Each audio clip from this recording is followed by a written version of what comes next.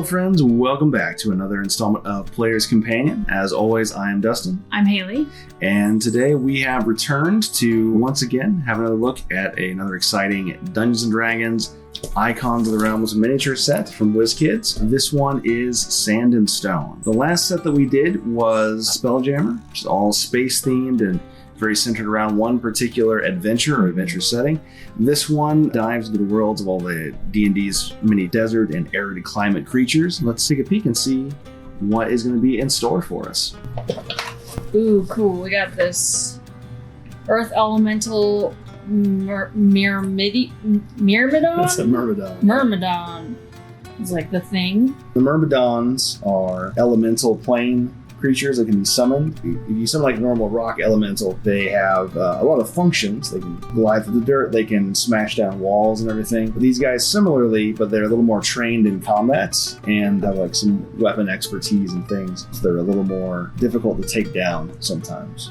Got a big old scorpion, which I was hoping we'd get it. I wouldn't want to fight it. If that's a giant scorpion, yeah, you need a lot of these a lot of times in games. We were in White Plume Mountain a while back, and there is a tank that has like 8 of these in it. And yeah, we used all of them. Yeah, a bunch. At the time, had to use a bunch of them from the Dark Tower game, yeah. but now, yeah, having a nice big one here you can get from a pre-painted set is great. Got a little guy, a flying snake. We had one of those in Waterdeep, maybe. That's right. So we saw one of these in our recent campaign. Too bad we didn't have this then. But it is the messenger of the Zentarum. It's really tiny. And a mummy. Classic mummy. He looks good though. You never want to go wrong with a mummy. You don't want to run into one of those in most of your games. Very difficult to take out. Right, box number 2 has a hyena. Ooh. The hyena piece looks great. Just a nice classic little beast. I don't know if they've made a hyena piece so far. So always great to have more animal wild shapes for your druids. Or animals to fight. Hyenas are scary. That's true. This will be the one people will try to get like 4 or 5 of for their collection, so they'll be like $10 a piece online. Yeah, you gotta build your Scar army. The Priests of Osiris are actually from Van Richten's Guide to Ravenloft. They are from one of the other Dread domains. Some of the Dread domains have different themes, and they're from the Egyptian themed one and worship various mummy lords. And in this case, what they do is they use necromantic magic to suck out people's souls and fuel their spells for extra effects. So very dangerous little mini. Cool addition to have there. As a Jackalware, lycanthrope jackal. And they've made an unpainted one of these before. Looks pretty good though. Nice painted up version to guard your temples and all of your other items there. And our big figure for the pack is a Lamia. The Lamia is a sphinx-like lioness centaur creature. Very cool to have. This is a classic monster right there, and again, the first time I think we've had a painted one in one of the sets for a pretty classic monster, at least as far as I can recall. So if it's not the first one, it's been a while since we've had one, so a nice addition for the set. Next we have a little horse. Oh, it's a little bug. A young Kruthic. Oh, so cute. See, I like all the little bug guys. So Kruthic are like little locust swarm kind of creatures that just want to eat everything. They live in hives, they're nomadic. This one's young, so I hope we find a mama also in this because it's so cute. It's a safe bet. Ooh, a Pteranodon. Okay. Always good to have dinosaurs. Always fun. We don't have any of these yet. Yeah, probably a more realistic size. The last Pteranodon kind of dinosaur piece they did, and I believe it was the Mordenkainen set, it was a giant figure and was like 5 or 6 times the size of a normal character, so it was pretty ridiculous. Well, this one is about to scale with the T-Rex probably. Maybe a little bigger than it should be. Some sort of dragon. Ooh. That's cool. Brass Dragonborn. Looks really good. That's like him a lot. Yeah. He's got really nice metallic paints and a bit of a Middle Eastern deserty look to him, which obviously fits the set, but it's really cool to see like a dragonborn in a different culture's clothing. And then our big guy, oh, he's cool. This is a genie. When I saw the preview, I didn't notice the lamp, I guess, which I really like that detail on it. And it is like a translucent type of plastic too, so just adds to it. Genie in D&D are other planar creatures, and they can be warlock patrons, they can be parents to Genasi, right? Yep. Yeah. So they have a lot of influence on the game. Next pack. Right, here's one that you wanted from the booster pack. Yeah, the vulture guy. Yep, all right. We got a Nagpa, not a Skeksis, though I would understand if That's where my mind went. If you would confuse the two, are a humanoid bird-like creatures, obviously little withered magical creatures.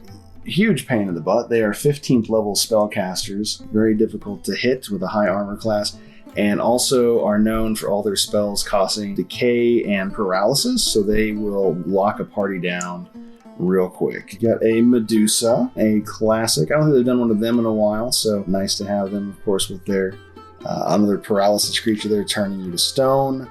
I also like the way that they depicted it, that she doesn't have like the crazy snakes. They're more composed. She's a classy lady. Yeah, that's true. A Galebdur. Galebdur are like animated rock creatures. They can obviously disguise themselves as stone. They also have the power to control rocks around them, kind of like Ludo given full life form. Or like those big rock monsters that come out of the meadow in Breath of the Wild. Yeah, true. And the Bullet. Going all the way back to original Dungeons and Dragons, one of the great subterranean burrowing predators.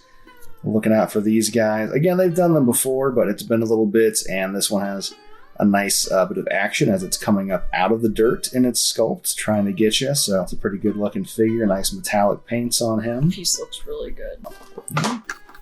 Mummy number 2. Rust Monster? Yeah, good looking Rust Monster. Everybody knows Rust Monster eats metal.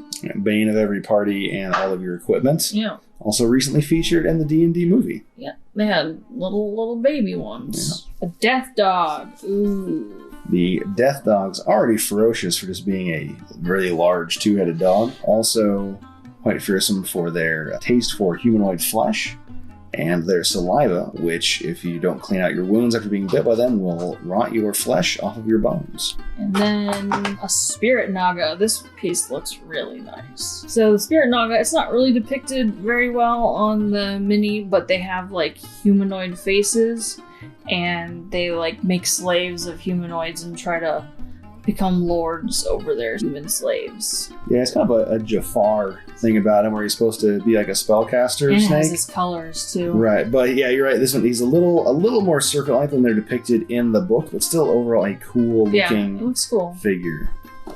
Oh, and of course our lycanthropes continue with the were-tiger, which you can't go wrong with. I just want to make like a gang of all the lycanthropes. They all look like they belong together. Yeah, honestly, that'd be pretty trouble. Cool. But a nice breath of fresh air from the ever-prevalent werewolves that are in multiple sets. The were-tigers, another even more powerful addition to them. We have a were-boar, also looking great with his mighty mallet. Just a group of bandits ready to rob people out in their animal hybrid forms. We have a violet fungus. These little creatures are largely solitary. They do have poisonous spores, and they have whip tendrils which come out of them. Recently featured in the newest revised starter set, Stormwreck Isle, and a camel. Oh.